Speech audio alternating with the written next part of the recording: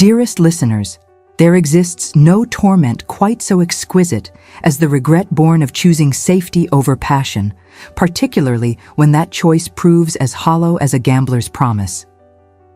Today, your humble chronicler brings you the most heart-rending tale of Miss Diana Hartwell, who traded love for security and discovered 8 years hence that she had bartered away her very soul. As we embark on this journey together, I entreat you to show your favor for such tales of the heart with a man like Namway, and do subscribe to ensure you are present for every chronicle we share. Indeed, I should be most keen to read your own reflections in the Mori comments. Has your own life ever presented such an impossible choice? But let us not rush through this story of mistakes and redemption, for a tale of such delicate sorrow, much like a long hidden letter, must be unfolded with the greatest of care. The spring of 1820 found Miss Diana Hartwell in circumstances that would have seemed impossible to the radiant girl she had been 8 years prior.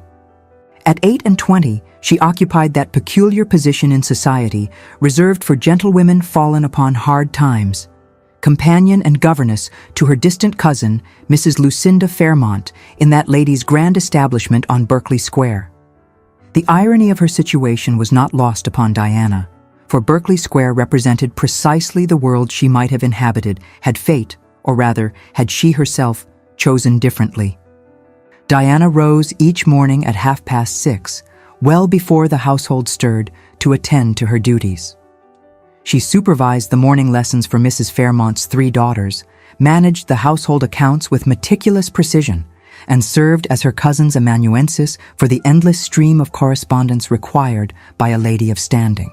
Her position was neither servant nor family, but rather that uncomfortable middle ground where one must maintain the appearance of gentility whilst performing the duties of employment. Yet those who observed Miss Hartwell closely, and there were few who did, would have noted something remarkable in her bearing. 8 years of reduced circumstances had not broken her spirit, but rather refined it, much as pressure transforms coal into diamond. Her features, once merely pretty, now held a story. There were fine lines at the corners of her eyes, born not of laughter, but of long concentration over account books, and a firmness to her mouth that spoke of disappointments, swallowed without complaint. Her beauty had not faded, but had been reforged into something more formidable: character. Her gray eyes, which had sparkled with youthful joy in better days, now held depths of understanding that no protected debutante could possess. The golden hair that had once been dressed elaborately for balls was now simply arranged beneath modest caps, yet the severe style only served to emphasize the elegant bone structure of her face. Diana's father, the late Viscount Hartwell, had possessed the unfortunate combination of aristocratic pride and catastrophic judgment in matters of finance. Upon his death when Diana was 19, it was discovered that the estate was mortgaged to the hilt, the family jewels had been sold years prior, and debts stretched across London like a web of shame. Diana's mother had died bringing her into the world, leaving her to be raised by her father and his widowed sister, Lady Margaret Ashfield. It was Lady Margaret who had taken control of the situation with the ruthless practicality that characterized her nature. Diana would marry, and marry well. Not for love, certainly not for the foolish attachment she had formed to that wholly unsuitable young man, but for the preservation of what remained of the family's honor and solvency. Mr. Owen Garrett had been the wholly unsuitable young man in question. The son of a respected but decidedly middle-class architect, Owen had possessed nothing but his brilliant mind, capable hands, and a heart full of dreams when Diana had met him at a subscription ball in Bath during her father's final illness. Her father, growing desperate for distraction from his failing health and finances, had removed to Bath for the waters, and it was there that Diana had encountered Owen. He had not been invited to the ball, not properly. He had accompanied his father, who was consulting on renovations to the assembly rooms, and had somehow found his way into the gathering. Diana had been standing near the windows, escaping the oppressive heat of the ballroom, when a young man with ink-stained fingers and observant dark eyes had spoken to her about the architectural features of the room with such passion that she had forgotten entirely about propriety. Owen Garrett had been 24 then, lean as a whippet, with dark hair that refused to stay properly arranged and hands that sketched designs on any available surface. There was a restless energy about him, a focused intensity that society might deem bold, but which Diana found immediately captivating. He had looked at buildings the way poets looked at sunsets, and he had looked at Diana as though she were the most exquisite architecture he had ever encountered. Their courtship, if such an irregular thing could be called that, had consisted of stolen conversations at lending libraries, chance encounters in Sydney Gardens, and one perfect afternoon when her father's illness had required her aunt's attendance, and Diana had walked, quite improperly, with Owen through the countryside beyond the city. He had shown her his drawings that day, spreading them carefully on a sun-warmed stone wall. Grand houses that seemed to grow organically from the landscape, public buildings that married classical proportions with innovative design, bridges that appeared to defy gravity itself.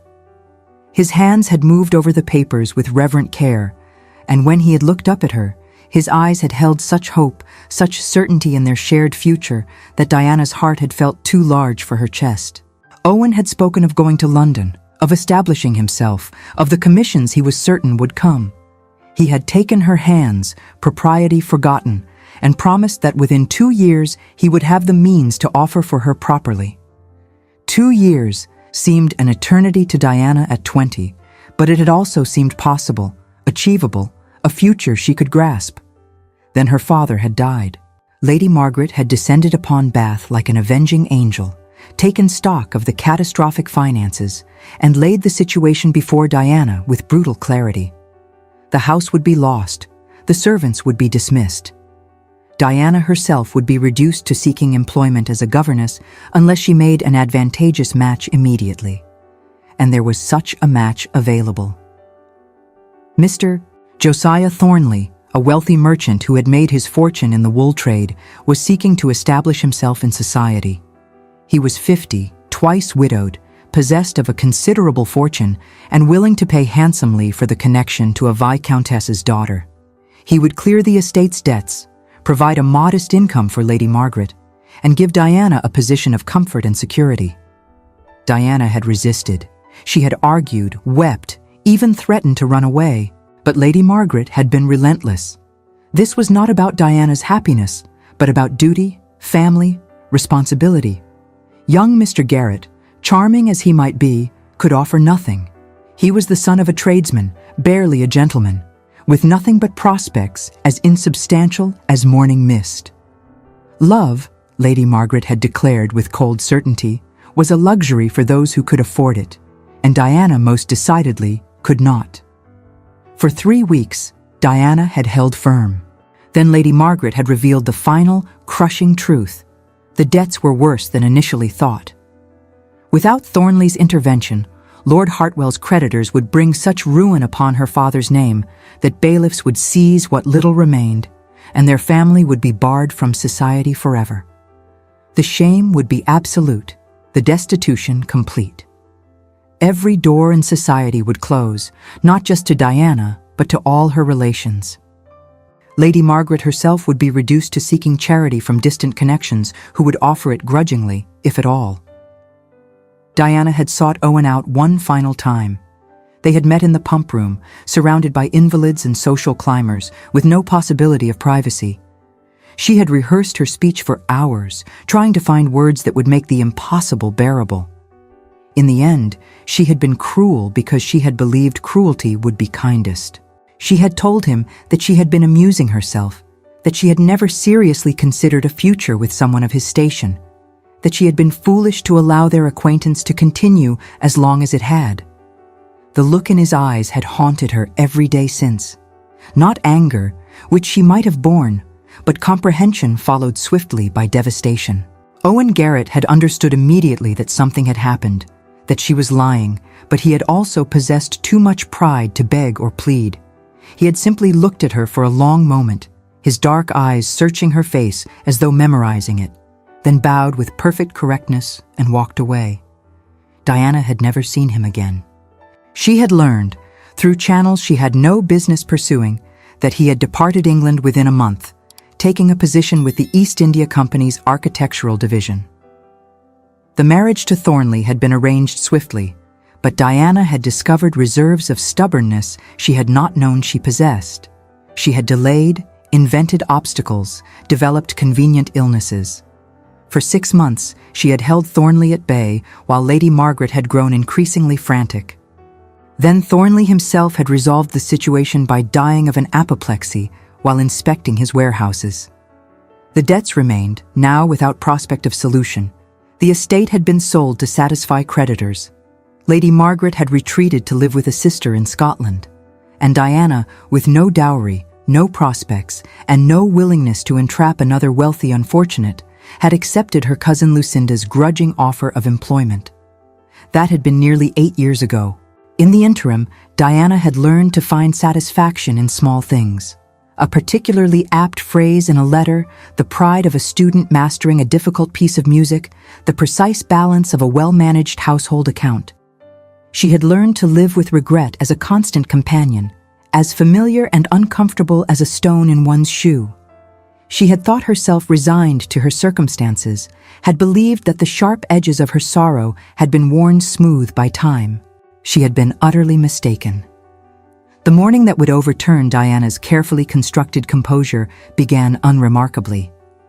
Mrs. Fairmont had been in particularly good spirits at breakfast, chattering about the upcoming renovations to the house. The building, though grand, had been constructed 60 years prior and had begun to show its age in troubling ways. Cracks had appeared in the drawing-room ceiling. The kitchens were inadequate for entertaining on the scale Mrs. Fairmont envisioned, and Mr. Fairmont had expressed concern over structural groans in the servants' wing, which the original architect had constructed with more haste than care. The fashionable world was embracing newer, more elegant architectural styles that made the current interiors seem hopelessly outdated. Mr. Fairmont, who indulged his wife's every whim, had agreed to a comprehensive renovation. They had engaged Mrs. Fairmont announced with considerable pride, one of the most sought-after architects in London. He had recently returned from years abroad, where he had designed magnificent buildings for colonial administrators and wealthy merchants. His work was being praised in all the best circles, and he had been reluctant to take on domestic projects, but the Fairmonts' connection to several prominent families had secured his agreement.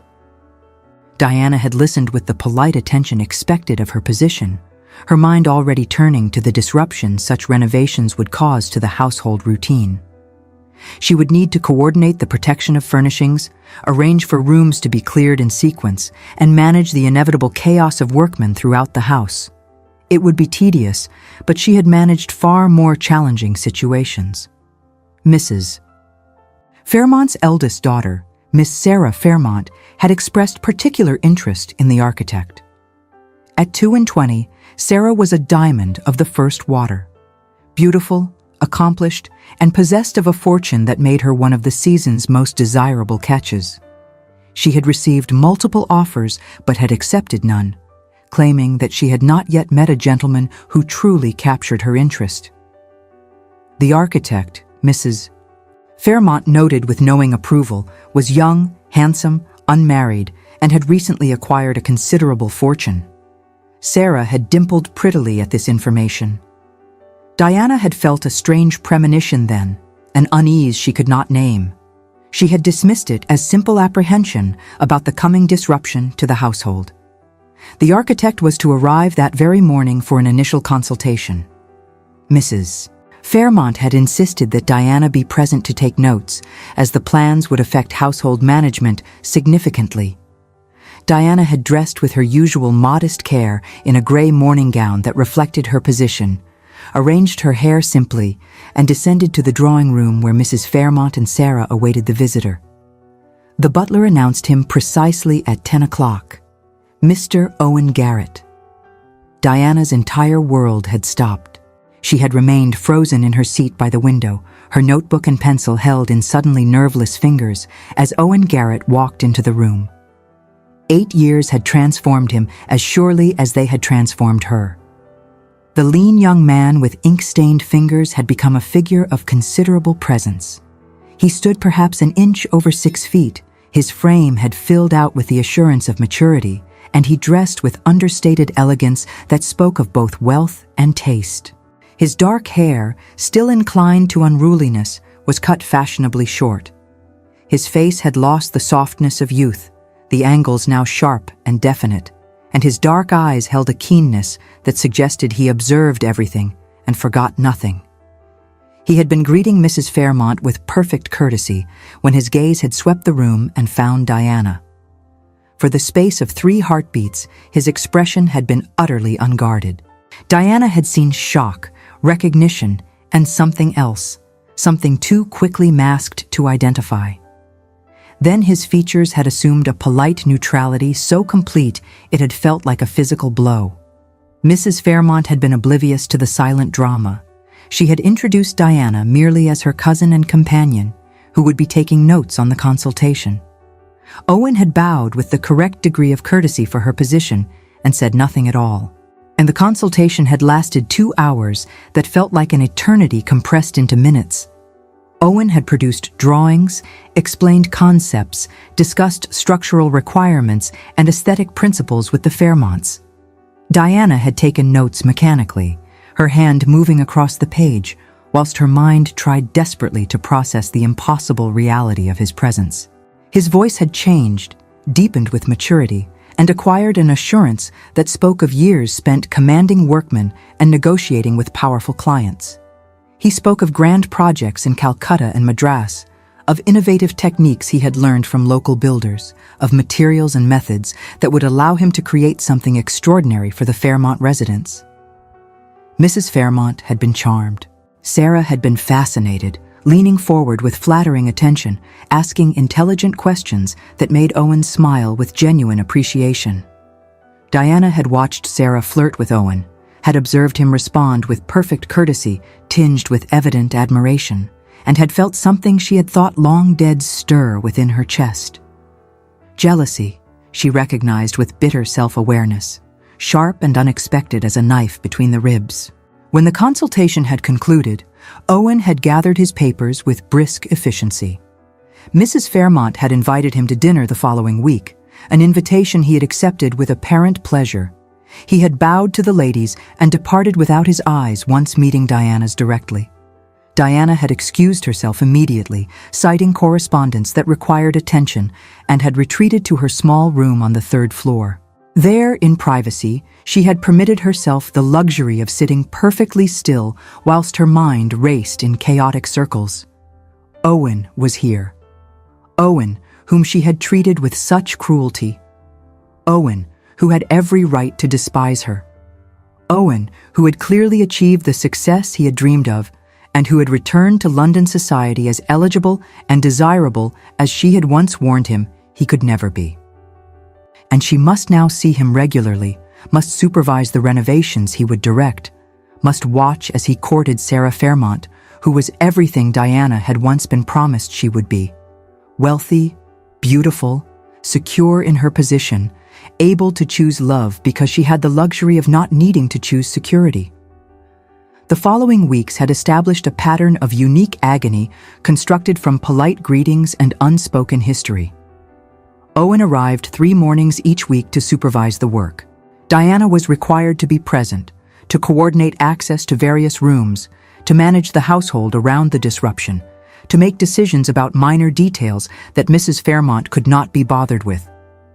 This meant hours in Owen's proximity, watching him work with the focused intensity she remembered, observing the respect his workmen showed him, noting the brilliant innovations he introduced to the renovation. He treated her with absolute correctness. He addressed her as Miss Hartwell in a tone of polite neutrality. He consulted her about practical matters with perfect professionalism. He never, not once, referenced their past acquaintance. The complete absence of acknowledgement was somehow worse than anger would have been. It suggested that their history meant so little to him that it did not warrant even the smallest recognition. Diana found herself noticing details she had no business observing. The way his hands, still capable and graceful, moved over drawings with the same reverent care she remembered.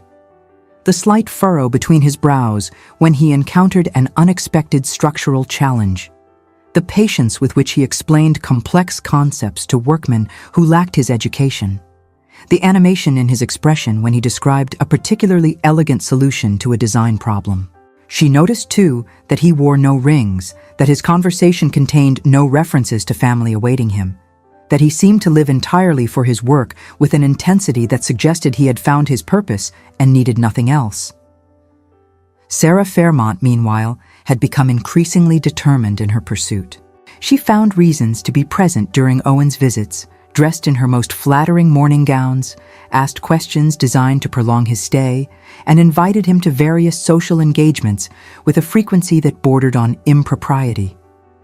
Owen accepted many of these invitations, a smile he consciously summoned, reminding himself that this was what a sensible man did: appreciate a suitable lady and put the ghosts of the past to rest. Diana heard about them afterwards. Owen at the opera, where he had explained the architectural features of the King's Theatre with evident knowledge. Owen at a soirée where his conversation had been praised as both intelligent and entertaining. Owen at a subscription ball where he had danced twice with Sarah, the maximum propriety permitted. Diana told herself that she was pleased for him, that he deserved happiness with someone who could offer him both affection and social position, that Sarah was genuinely sweet-natured despite her privilege, and would likely make him an excellent wife. She told herself these things repeatedly and believed none of them. The renovation progressed with impressive efficiency. Owen proved to be as skilled at managing projects as he was at designing them. Rooms were completed on schedule, the quality of workmanship was exceptional, and the transformation of the house was genuinely remarkable. He was creating something beautiful from something merely adequate, and Diana found herself watching this transformation with an ache in her chest that had nothing to do with architecture. 3 months into the project, the incident occurred that would crack the careful facade they had both maintained. Diana had been reviewing household accounts in the small study off the kitchen when she had heard shouting from the construction area. One of the workmen had made an error in supporting a wall section during demolition, and part of the second-floor ceiling had collapsed into the room below. Most of the workers had been at their midday meal, but 2 young apprentices had been inside the room. Diana had not paused to think. She had gathered her skirts and run toward the disaster, arriving simultaneously with Owen, who had been reviewing plans in the library. The doorway was partially blocked by fallen timbers and plaster. Dust hung thick in the air, and from within came the frightened cries of trapped boys. Owen had immediately begun issuing orders to the workmen who came running, directing them to secure the remaining structure before attempting rescue. Diana had pushed past him, slipping through a gap in the debris too small for the men. She had heard Owen shout her name, heard the anger and fear in his voice, but she had been focused entirely on the apprentices. One had been pinned beneath a heavy beam, the other crouched beside him in terrified paralysis. Diana had assessed the situation with the same practical clarity she brought to household management. She had directed the uninjured boy to help her lever the beam, using a fallen timber as a fulcrum, whilst Owen and his men worked to clear the entrance enough for extraction. The beam had been heavier than she had anticipated.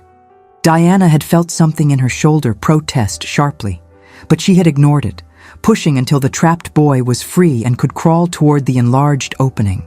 Only then had she permitted herself to acknowledge the pain, the exhaustion, the way her hands were bleeding from splinters and torn nails. Owen had been there when she emerged, covered in dust and plaster, her gray gown ruined, her cap lost somewhere in the debris. He had looked at her with an expression she could not decipher, then had turned away abruptly to attend to the injured apprentices. The boys had been shaken but not seriously harmed, thanks largely to Diana's swift action. Mrs. Fairmont had been horrified when she learned of the incident, scolding Diana for taking such a risk while simultaneously praising her courage. Sarah had been impressed, declaring Diana quite heroic. Owen had said nothing at all. The incident had altered something in the careful dynamic between Diana and Owen, though neither acknowledged it openly. He became, if possible, even more formal in his interactions with her, as though by maintaining absolute professional distance, he could counteract whatever he had felt when he had seen her risk herself for his apprentices. Diana, meanwhile, had been forced to acknowledge to herself what she had been denying for months. She loved Owen Garrett still, not with the bright, uncomplicated passion of her 20-year-old self, but with something deeper and more painful. The love of someone who understood exactly what she had thrown away and could never reclaim. The understanding did nothing to ease her circumstances. Indeed, it made them considerably more difficult. She must continue to see him regularly, must watch Sarah's courtship progress, must smile and make polite conversation whilst her heart fractured anew each time. The social season was reaching its height, and the Fairmont household was in a constant state of activity. There were breakfasts, evening parties, expeditions to Vauxhall Gardens and the opera, and the endless round of morning calls that consumed the ton. Sarah was at the center of it all, and increasingly, Owen was present as her favored companion. Diana learned through the household gossip that the ton had accepted Owen with remarkable speed. His colonial fortune, his talents, and his connection to the Fairmont family had opened doors that would have remained closed to the ambitious young architect's son she had known. He was invited to Almack's, that bastion of social exclusivity, and had apparently acquitted himself admirably. Diana overheard the snippets of conversation. Lady Jersey had remarked on his unflinching gaze, unusual in a man of such modest origins, and Brummel, the arbiter of all things, had apparently approved the cut of his coat with a single nod. He was not merely being accepted. He was becoming an object of interest. He was, in short, everything she had once told him he could never be. The irony was not lost on Diana. Had she possessed faith, had she waited those 2 years he had requested, this could have been their triumph together. Instead, she observed it from behind the invisible wall that separated paid companions from their employers' social equals. Not that Owen would have wanted her even had circumstances been different. He had made his indifference abundantly clear. The young man who had once looked at her as though she held his heart in her hands was gone, replaced by this contained, successful gentleman who treated her with the same polite courtesy he extended to the housekeeper. 5 months into the renovation, Mrs. Fairmont hosted a significant dinner party to show off the completed portions of the house. Owen had been invited as both architect and, increasingly obviously, as Sarah's prospective suitor. Diana had been required to attend, as she often was when additional ladies were needed to balance the table, and Mrs. Fairmont did not wish to include anyone who might outshine her daughter. Diana had dressed in her best evening gown, a modest creation in dove-gray silk that had been fashionable 4 years prior and showed every indication of its age. She had no jewelry save her mother's pearl earrings, which she wore with a defiance she barely understood. The dinner had been a torture of proximity. Diana had been seated too far from Owen to converse directly, but positioned where she could observe him clearly. He had been seated beside Sarah, who looked radiant in rose silk with diamonds at her throat, and the two had talked with evident enjoyment throughout the meal. Sarah had touched his arm with practiced coquetry. Owen had smiled at her with warm appreciation. Diana had made appropriate conversation with the elderly gentleman on her right, had picked at her food without tasting it, and had felt every variety of fool for allowing herself to hope, even momentarily, that Owen might have retained any feeling for her beyond, perhaps, a justified contempt. After dinner, there had been music. Sarah had played the pianoforte with accomplished skill, then had begged Owen to turn pages for her. He had obliged, standing close enough that his shadow fell across the music, and Diana had watched them together and understood with crystalline clarity that this was how it would end. Owen would offer for Sarah, Sarah would accept, and Diana would attend their wedding in her capacity as companion and would smile and wish them joy while something inside her withered entirely. The evening had concluded with small groups forming for conversation. Diana had been seated with several other ladies, half listening to gossip about the season's scandals, when she had become aware of Owen standing near the window behind her, deep in conversation with Mr. Fairmont and another gentleman about the economics of colonial development. His voice had carried clearly, and Diana had found herself attending more to his words than to the conversation around her. He had spoken of India with knowledge and something that might have been affection, describing the challenges of building in that climate, the innovations required, the satisfaction of creating structures that would endure. He had mentioned, casually, that he had found the work fulfilling, but had been glad to return to England to apply what he had learned in his homeland. One of the ladies near Diana had commented, deliberately loud enough to be overheard, that Mr. Garrett seemed quite the eligible bachelor, and that Miss Fairmont was to be congratulated on securing his attention so thoroughly. There had been a pause in the masculine conversation behind Diana, brief but noticeable. Then Owen had resumed speaking, his tone unchanged, discussing timber imports with Mr. Fairmont. Diana had excused herself shortly afterwards, pleading fatigue. She had retreated to her room and had sat at her small window, looking out over the garden, acknowledging to herself that she must find a way to endure what was coming. Owen would marry Sarah. Diana would remain in this household, watching their happiness, and she would survive it because she had no choice. She had survived her father's death, the loss of her home, the reduction to employment. She would survive this too. She would become adept at not feeling, at maintaining a pleasant facade, at living within the narrow confines permitted to impoverished gentlewomen. It was what she deserved, after all. She had made her choice 8 years ago, and choices, she had learned, carried consequences that time did not erase. Summer arrived, bringing with it the traditional exodus of the ton to country estates and seaside resorts. The Fairmonts owned a charming property in Kent, and Mrs. Fairmont had decided that the family would remove there for several weeks whilst the final, most disruptive portions of the renovation were completed.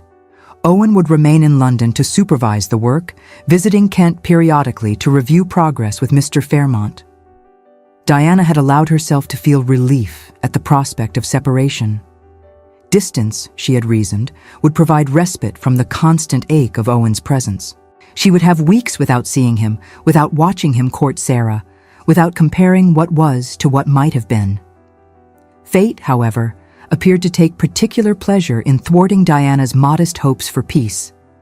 The day before the planned departure, Sarah had developed a severe throat infection accompanied by high fever. The physician had been adamant. She must not be moved. The fever had to resolve completely before any travel could be contemplated, and even then she would require several days of recuperation before undertaking a journey to Kent. Mrs. Fairmont had been distraught. She had social commitments in Kent, had been planning entertainments, had invited guests. She could not simply cancel everything. After much wringing of hands and consultation with her husband, a solution had been reached. Mrs. Fairmont and her younger daughters would proceed to Kent as planned. Mr. Fairmont would follow in a week once his business affairs were settled. Sarah would remain in London under the care of Diana and a skeleton household staff until she was well enough to travel. Diana had received this news with outward equanimity and inward despair. She would be responsible for Sarah's care and comfort, which meant she would be present whenever Owen called to review the renovation progress.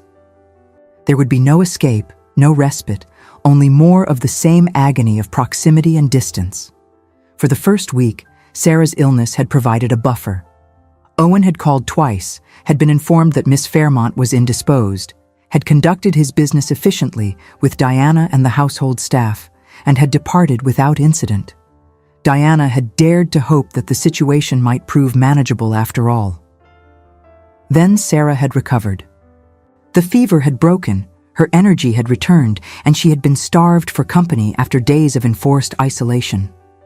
When Owen had called to review plans for the final renovations, Sarah had insisted on receiving him, despite Diana's gentle suggestion that she conserve her strength.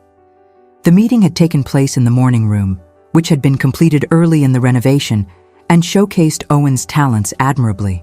He had transformed what had been a dark, cluttered space into something light and elegant, with windows that caught the morning sun and proportions that satisfied the eye. Sarah had been effusive in her praise, and Owen had accepted her compliments with modest pleasure. Diana had sat quietly in her customary corner, notebook in hand, whilst Owen explained the final phase of work. Then Sarah, with the thoughtless cruelty of someone who had never known real hardship, had asked Owen to tell her about India. He had obliged, describing the architecture he had studied, the challenges he had overcome, the satisfaction of building something enduring in a difficult environment. His eyes had become distant with memory, and his voice had held a note of something that might have been melancholy. Sarah had then asked, with apparent innocence, whether he had gone to India to seek his fortune or simply for the adventure. There had been a pause, barely perceptible. Owen's eyes had flicked to Diana for the first time that morning, held for a heartbeat, then returned to Sarah. He had gone, he explained with careful neutrality, because England had held nothing for him at the time. He had needed to establish himself professionally and financially, and the opportunities in the colonies had been substantial. It had proved to be an excellent decision, as he had gained both wealth and experience that now served him well. Sarah had sighed romantically, declaring it all very adventurous and admirable. Had there been, she asked with the directness permitted to beautiful young women, a lady who had inspired his ambition? Diana had stopped breathing. Owen had been very still. When he spoke, his voice had been devoid of inflection. There had been someone, he acknowledged, many years ago. But that had been a youthful attachment, long past, of no consequence now. Of no consequence. The words had struck Diana with physical force. Sarah had pressed on, oblivious to the tension in the room. And was he now seeking a wife, now that he had returned to England with such success? Owen had responded with perfect propriety that he was indeed hoping to establish a household, should he find a lady willing to accept him. Sarah had dimpled. Diana had felt ill. The conversation had continued along these lines, Sarah flirting with determined charm, Owen responding with apparent appreciation, Diana sitting in her corner, feeling as though she were slowly being suffocated.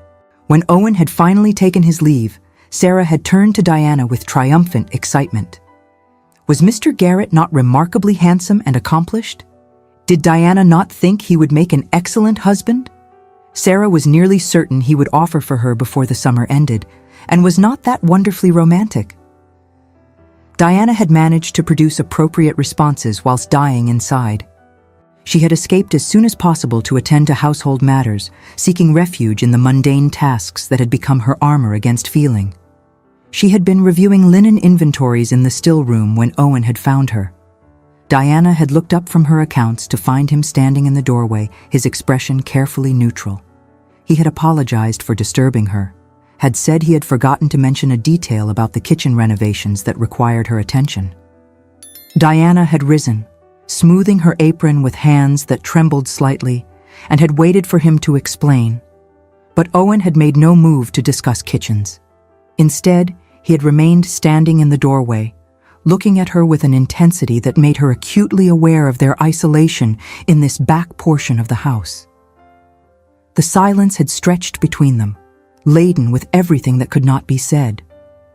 Finally, Owen had spoken, his voice low and rough.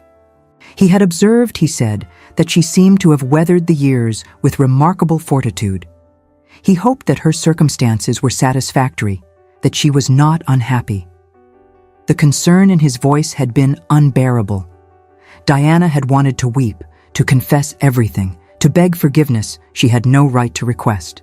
Instead, she had responded with the same careful neutrality he employed, assuring him that she was quite content, that her position with the Fairmonts was comfortable, that she had no complaints. Another silence.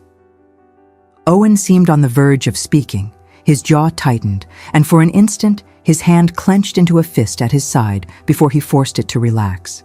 The internal battle was brief, but fierce. He simply nodded and departed, the supposed detail about kitchen renovations never mentioned.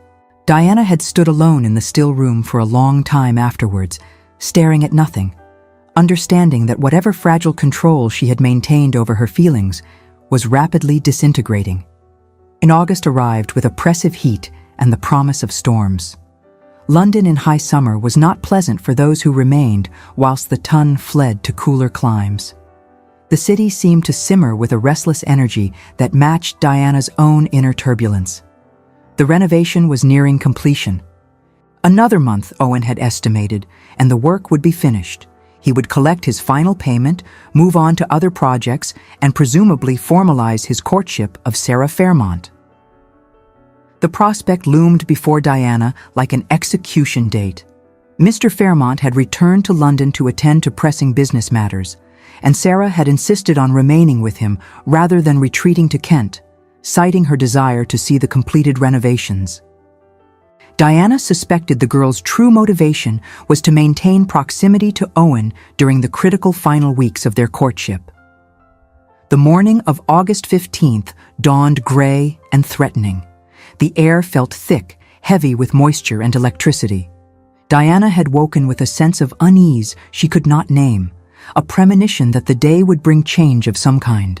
Owen had arrived early with a full crew, determined to complete the structural modifications to the servants' wing before the threatened storm arrived. The work was complex, involving the removal of several supporting walls and their replacement with iron beams that would create a more efficient workflow. It was dangerous work that required careful coordination and skilled labor.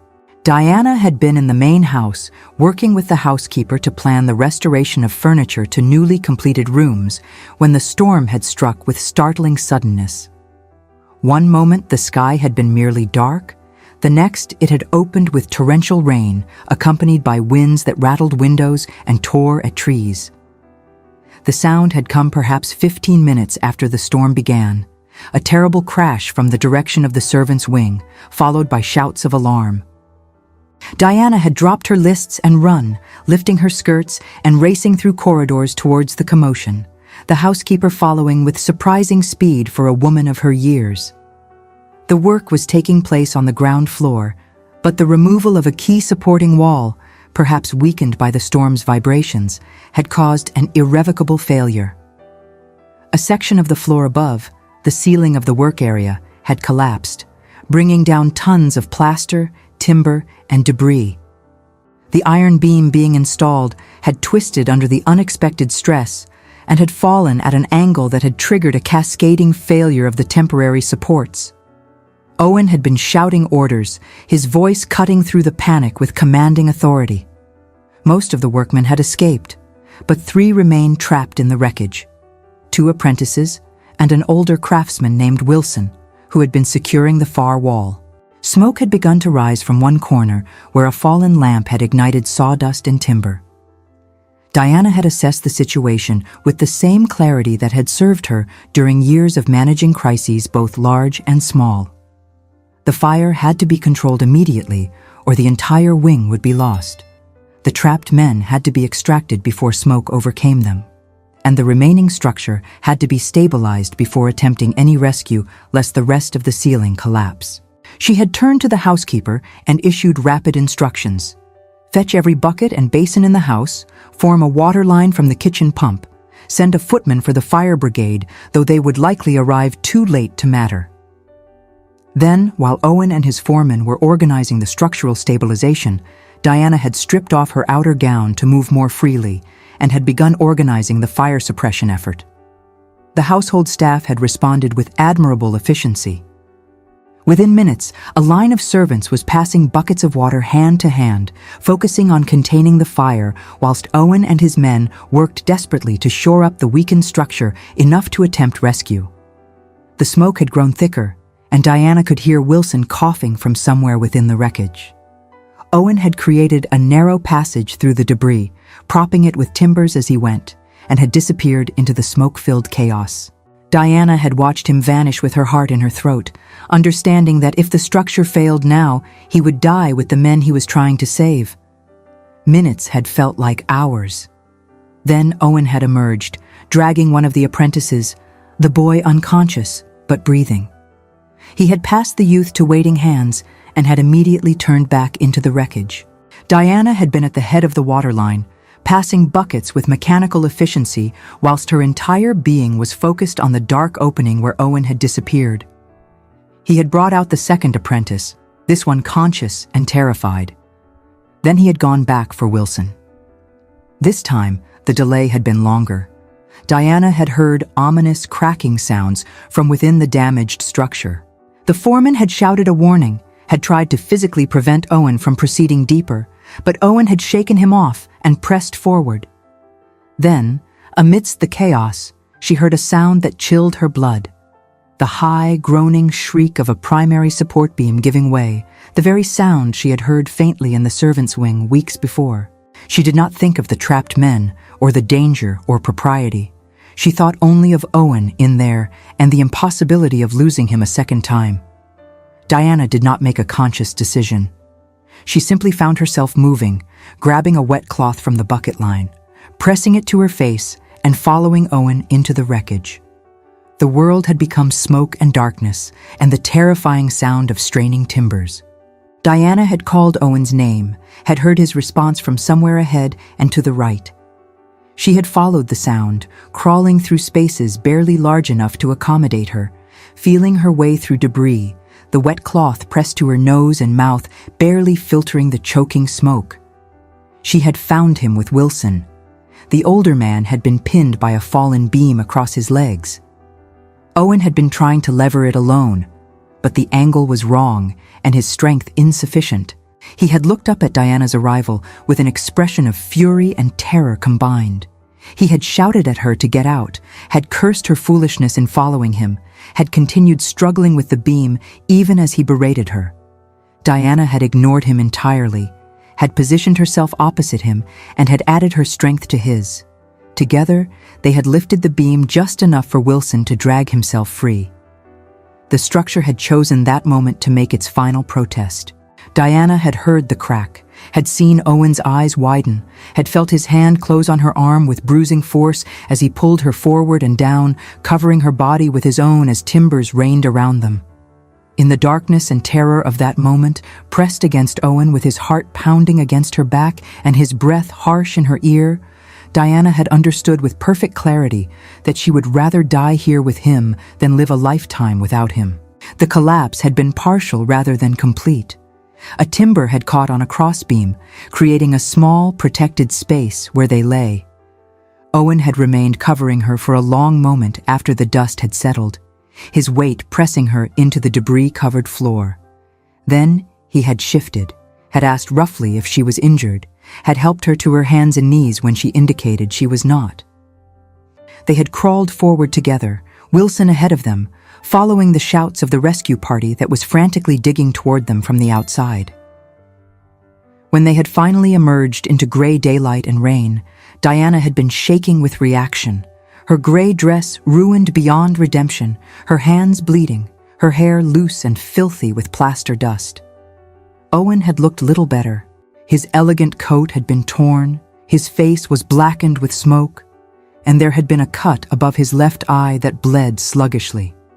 He had stood in the rain, breathing heavily, staring at Diana with an expression that had combined anger, relief, and something else, something that had made her breath catch in her throat. Mr. Fairmont had arrived during the chaos, summoned from his study by the commotion. He had taken charge with unexpected competence, sending for physicians, arranging for the injured to be carried to proper quarters, praising the swift action that had prevented both deaths and the total destruction of the wing.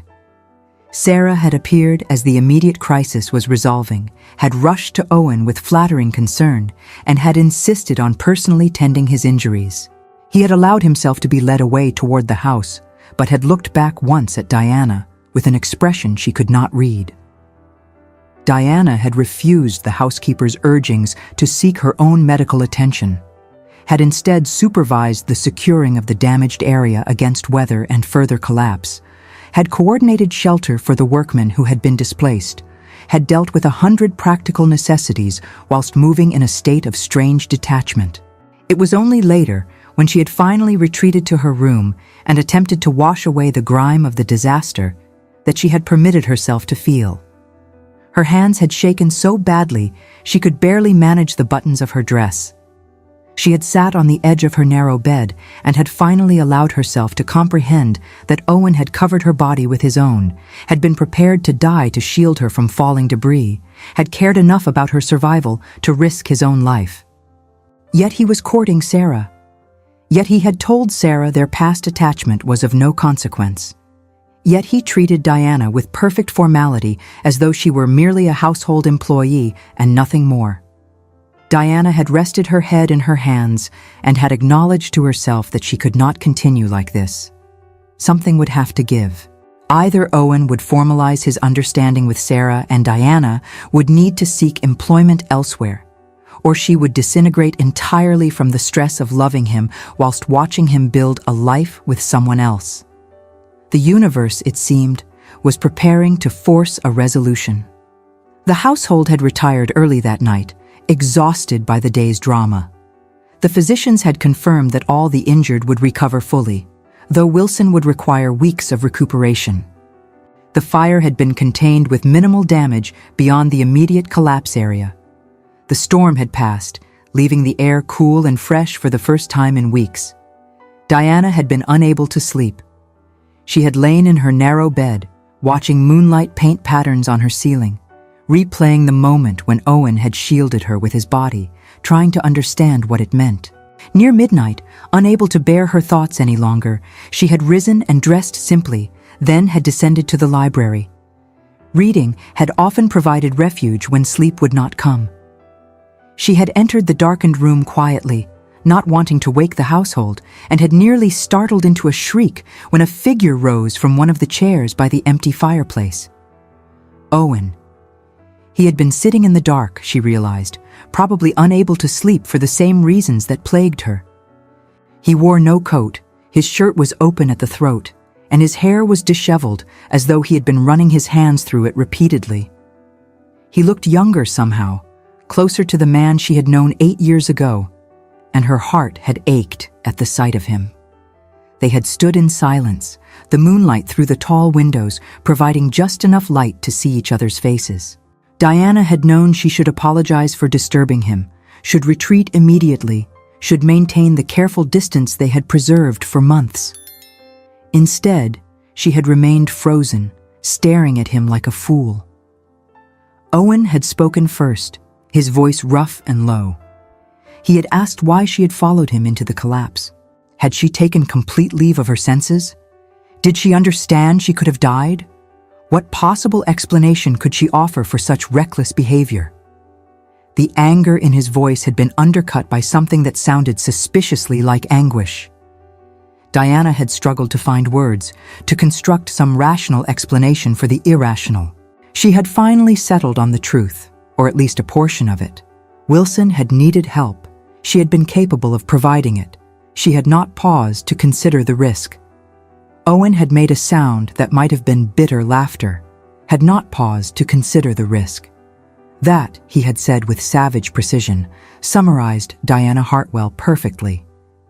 She acted without thought, without consideration of consequences, and left others to deal with the aftermath. The accusation had struck home. Diana had felt color rise to her cheeks, even in the darkness. She had acknowledged the truth of his words with quiet dignity. She had indeed been thoughtless, had made choices that had damaged others, and she carried the consequences of those choices every day. Owen had been very still. Then he had asked, his voice carefully controlled, what choices she was referencing, what consequences she carried.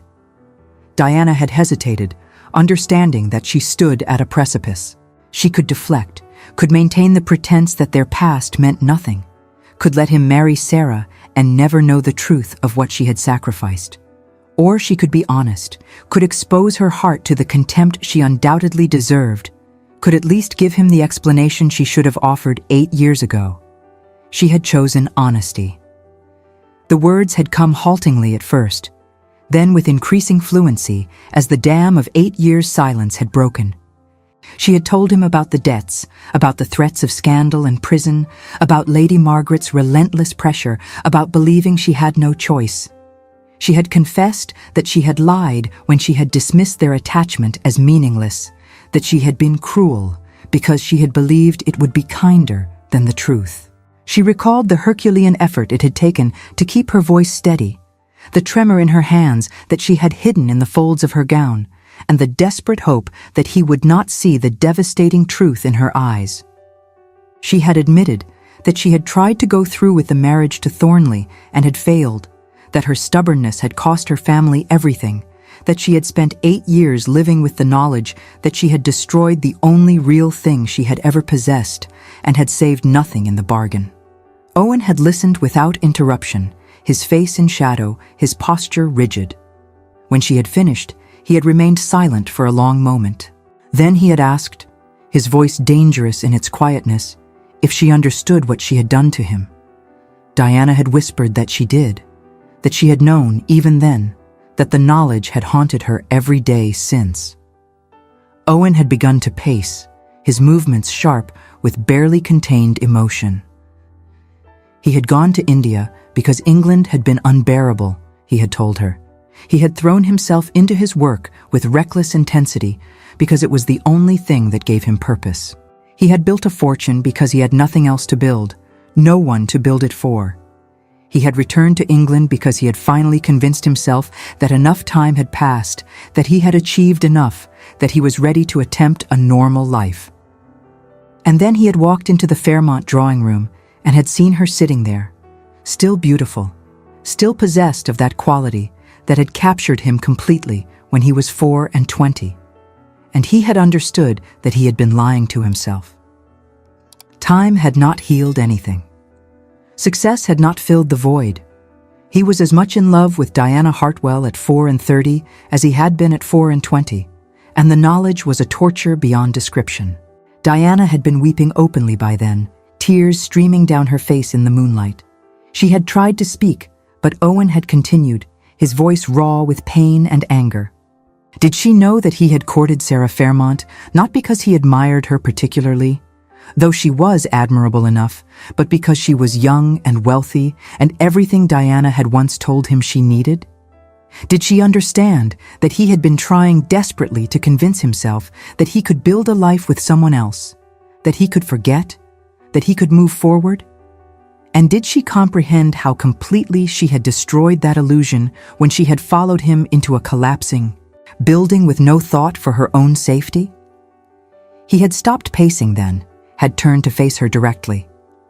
No woman courting a comfortable marriage would do such a thing, he had said. No woman who felt nothing would risk her life for workers she barely knew. So he needed Diana to tell him, with perfect honesty, what she had been thinking when she had followed him into that wreckage. Diana had been trembling violently. She had wrapped her arms around herself and had met his eyes in the moonlight. She had told him with the last shreds of her courage that she would rather die with him than live without him. That if the structure collapsed and killed them both, at least she would not have to endure watching him marry Sarah. That she loved him still, had never stopped loving him, and that she understood she had forfeited any right to his regard, but could not, would not, lie about her feelings anymore. The silence after her confession had been absolute. Diana had watched Owen's face, had seen shock, disbelief, and something that might have been desperate hope chase across his features. Then he had closed the distance between them in 3 long strides, and had pulled her into his arms with a roughness born of long denial. He had held her tightly enough to hurt, his face buried in her hair, his breath coming in shuddering gasps. Diana had clung to him, her hands fisted in his shirt, 8 years of loneliness and regret pouring out in silent tears. They had stood like that for a long time, simply holding each other, saying nothing because words seemed inadequate to the enormity of what they were feeling. When Owen had finally pulled back enough to see her face, his own had been wet with tears. He had cupped her face in his hands and had asked, his voice breaking, if she understood what she was saying. If she comprehended that he would not, could not, survive losing her again. That if she was offering him hope only to snatch it away, it would destroy him completely. Diana had covered his hands with her own and had sworn to him that she meant every word. that she had been a foolish girl who had made a terrible choice out of fear, but that she was a woman now who understood the value of what she had lost, that she knew she had no right to ask for his forgiveness, much less his love, but that she would spend the rest of her life trying to deserve both if he would give her the chance. Owen had made a sound halfway between a laugh and a sob. He had kissed her then, not with the tentative gentleness of their youth, but with the desperate passion of two people who had wandered lost for years and had finally found their way home. Diana had kissed him back with equal fervor, uncaring that it was improper, that they could be discovered, that she was ruining both their reputations. Nothing mattered except the solid reality of Owen in her arms, his heart beating against hers, his breath mingling with hers. When they had finally broken apart, both breathless, Owen had rested his forehead against hers and had told her that he had never stopped loving her, that he had tried but had failed utterly, that she had owned his heart since that first conversation about architecture in a Bath ballroom and would own it until he died. Diana had laughed and wept simultaneously, joy and relief flooding through her with such intensity that she had felt lightheaded. She had started to speak, to tell him everything she felt, but he had silenced her with another kiss, this one tender and sweet and full of promise. Eventually, they had settled together on the sofa near the window, unwilling to part even for the width of the room. Owen had kept Diana's hand clasped in his thumb tracing patterns on her palm, as though reassuring himself of her reality. They had talked in hushed voices, filling in the gaps of 8 years, confessing fears and dreams, making plans that seemed impossible but felt inevitable. Owen had told her that he would speak to Mr. Fairmont in the morning, would explain that he could not, in good conscience, continue to court Sarah when his heart belonged irrevocably elsewhere. He anticipated that it would cost him the Fairmont commission and possibly other work, as offending a family of their standing often led to broader social consequences. But he found he did not care. He had spent 8 years building a fortune to prove himself worthy, and if he lost every penny of it to claim Diana, he would consider it a bargain well made. Diana had protested that she would not allow him to sacrifice his professional reputation for her.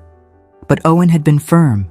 He had already made one devastating error by allowing her to slip away 8 years ago. He would not compound it by prioritizing social standing or professional success over their happiness. If necessary, they would leave England entirely, would start fresh somewhere else, would build a life together on their own terms. They had remained in the library until dawn threatened, reluctant to end the conversation, to break the spell of finally, after so many years, being together without barriers. When pale light had begun to streak the eastern sky, Owen had kissed Diana one last time, long and deep, then had reluctantly released her. They had agreed to speak again after he had conversation with Mr. Fairmont, had parted with whispered endearments that felt both strange and utterly natural after so long. Diana had floated through her morning duties in a state of dazed happiness, unable to fully believe that the impossible had occurred. Owen loved her still. Owen wanted her still. Owen was willing to risk everything for her. The knowledge was almost too much to contain, a joy so profound it felt nearly painful in its intensity. Owen had called upon Mr. Fairmont before noon, requesting a private interview in that gentleman's study. Diana had not been present, but she had learned the details later from Owen himself. He had been direct and honest, had explained that he had been previously acquainted with Miss Diana Hartwell, that they had shared an attachment years ago, and that attachment had never truly ended on his part.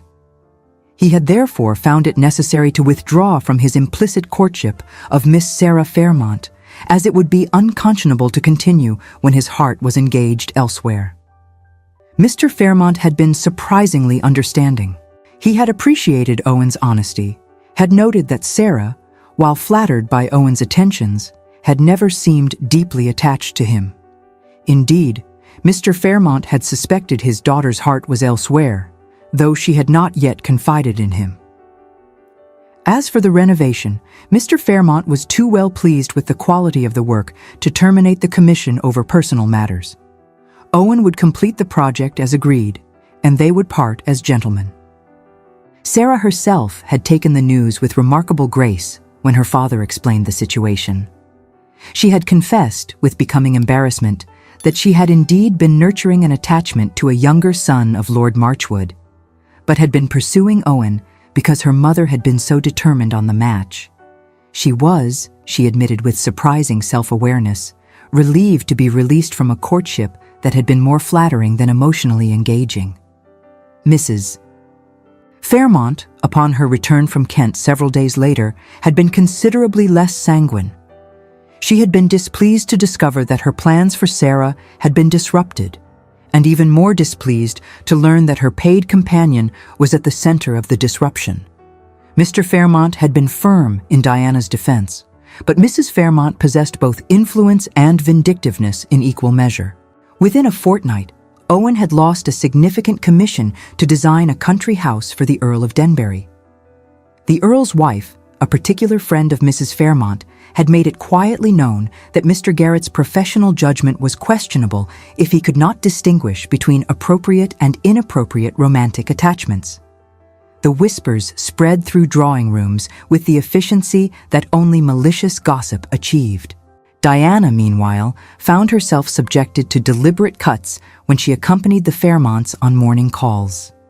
Lady Castleton, one of the patronesses of Almack's, and a woman whose approval could make or break a young lady's season, had looked directly through Diana at a musicale as though she were invisible.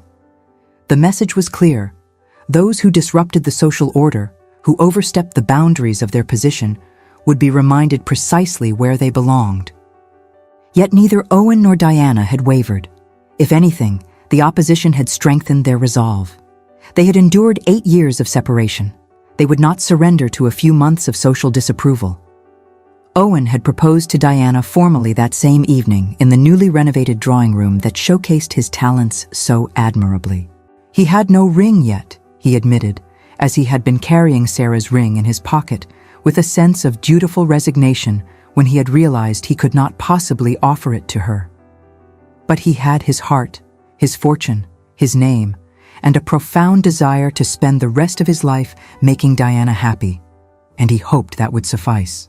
Diana had accepted with tears streaming down her face, had told him that she needed nothing but him, that she had lived 8 years in the gray twilight of loss and refused to waste another moment. They would marry as soon as the banns could be read, would marry with or without society's approval, would build a life together based on the foundation of faith they should have maintained from the beginning. The wedding had taken place 6 weeks later in a small church in Cheapside, far from the fashionable venues where the Tuns celebrated their unions. Diana had worn a simple gown of cream silk, had carried roses from the Fairmont garden, Sarah had insisted, with genuine warmth, and had been attended by the housekeeper who had served her faithfully for 8 years. Owen had stood at the altar with an expression of such profound joy that several attendees had wept. When the vicar had pronounced them man and wife, Owen had kissed Diana with a tenderness that promised a lifetime of devotion, and she had felt the last heavy chains of regret fall away. They had honeymooned in the Lake District in a cottage Owen had designed as a personal retreat years ago. There, surrounded by dramatic landscapes and far from society's watchful eyes, they had rediscovered each other with the patience and passion of people who understood exactly how precious their second chance was. Owen had told Diana about his years in India, about the loneliness that had driven him to work with obsessive dedication, about the night he had received word that her marriage to Thornley had been cancelled, and had spent hours trying to decide if he should return to England and attempt to see her. He had ultimately decided against it, convinced that she would not welcome his renewed attention after the cruelty with which she had dismissed him. Diana had confessed the full depth of her regret, had told him about the years of wishing she could go back and choose differently, about seeing young couples in love and feeling that hollow ache of knowing she had traded her chance at such happiness for security that had proved illusory. She had told him about the night she had learned he had returned to London, had admitted that she had spent hours weeping for the girl she had been and the choice she had made. They had also discussed the future with practical honesty. Owen's professional reputation had survived the scandal with minimal damage. his work spoke for itself, and the Tun was surprisingly willing to overlook personal irregularities in someone who could provide them with beautiful houses. Diana had resigned from the Fairmont service with their blessing. Mr. Fairmont had settled a generous sum upon her as gratitude for her years of faithful service and her courage during the collapse. Together, they had established a household that reflected both their personalities, elegant but comfortable, filled with books and architectural drawings, open to a carefully selected circle of friends who valued substance over social position. Owen continued to design buildings that garnered increasing acclaim, and Diana became his partner in truth, managing the business aspects of his commissions with the same efficiency she had once applied to household management. In the autumn of their first year of marriage, Diana discovered she was carrying their child. Owen had wept when she told him, had knelt before her and pressed his face to her still flat stomach, and thanked Providence for giving them not only a second chance, but also the opportunity to create the family they had dreamed of as young lovers. The child, a daughter with her mother's gray eyes and her father's dark hair, was born the following spring. They named her Margaret, after the aunt whose well-intentioned cruelty had set in motion Diana's 8 years of suffering, but they chose the name without bitterness. Lady Margaret had acted from fear and a misguided sense of duty. She could not have known that her niece would survive and ultimately triumph, despite rather than because of her intervention. As their daughter grew, Diana would sometimes watch Owen teaching the child to sketch, his patient hands guiding her small fingers, and would feel a gratitude so profound it made her breathless. She had been given a gift she had not deserved, a second chance to choose wisely, to claim love over security, to build a life based on faith rather than fear. Owen would catch her watching, would smile at her with eyes full of love, and would remind her that they had both been young and foolish once, that mistakes were the price of growing into wisdom, that what mattered was not the years they had lost, but the life they were building together. On their 5th wedding anniversary, Owen presented Diana with a gift, a complete set of architectural drawings for a house he was designing for them. It would be built on property they had purchased in Surrey, a gracious estate with grounds extensive enough for their growing family and close enough to London for Owen's professional needs. The design was magnificent, incorporating everything they loved: a library with floor-to-ceiling windows, a drawing room with perfect proportions, a nursery suite designed to accommodate the siblings they hoped their daughter would have, and a private study for Diana where she could manage Owen's business affairs in comfort. But the most remarkable feature was a small conservatory off the main drawing room, filled with roses and designed to catch the morning light.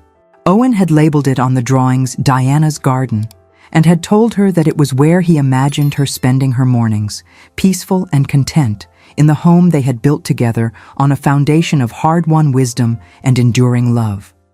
As Diana studied the drawings, tracing the elegant lines with fingers that no longer bore traces of plaster dust and splinters, she had reflected on the strange paths life could take. She had chosen wrong at 20, had spent 8 years paying for that choice, and had been granted a miraculous opportunity to choose again at 8 and 20. She had nearly failed to seize that opportunity, had been too crippled by shame and regret to claim what her heart had always known it needed. But love, as she had learned, possessed a persistence that defied logic. It waded through years of separation, it survived cruelty and misunderstanding, it created second chances where none seemed possible. And when finally given the opportunity to flourish, it transformed two people who had been wandering lost into partners who could build something beautiful together. The house in Surrey was completed 2 years later. On the day they took residence, Owen carried Diana across the threshold with the same care he had shown on their wedding day, then set her down in the entrance hall and gestured to the home he had created for her. This, he told her, was what he had dreamed of building since he was 24 years old. Not just a house of brick and timber, but a home filled with love, laughter, and the absolute certainty that they had chosen rightly at last. Every line of the structure reflected his devotion. Every carefully considered detail spoke of his desire to give her the beauty and security she deserved. Diana had looked around at the elegant proportions, the perfect balance of light and space, the subtle touches that made the house uniquely theirs, and had understood that Owen had given her something far more precious than any fortune could buy. He had given her faith, in love, in second chances, in the possibility of redemption, and in the transformative power of choosing courageously when courage was most needed. They stood together in the entrance hall of their new home, surrounded by evidence of Owen's talents and their shared dreams, and Diana whispered her gratitude for the journey that had brought them to this moment. Owen kissed her softly and responded that he was grateful too, grateful for the years of separation that had taught them both the value of what they shared, grateful for the pain that had refined them into people capable of building something enduring, grateful for the second chance they had seized with both hands. Their daughter came running then, exploring the new house with delighted squeals, and they followed her into their future with hearts full of joy and gratitude. The past, with all its mistakes and regrets, had been transformed into the foundation upon which they built their happiness. For Diana finally understood in her soul that the true security she had always sought was not found in an estate or a title, but in the arms of the man who had built a home within her heart. And so another tale of hearts united reaches its blessed conclusion. Love, it seems, finds a way even through the strictest conventions of proper society, even across years of separation and regret, even when all seems lost beyond redemption. Miss Diana Hartwell and Mr. Owen Garrett learned what many discover only through suffering, that the heart's truest choices require not merely passion, but also courage, faith, and the willingness to risk everything for what matters most. Their story serves as a reminder that second chances, when they come, must be seized with both hands, for Providence rarely offers a third opportunity to those who squander the first two.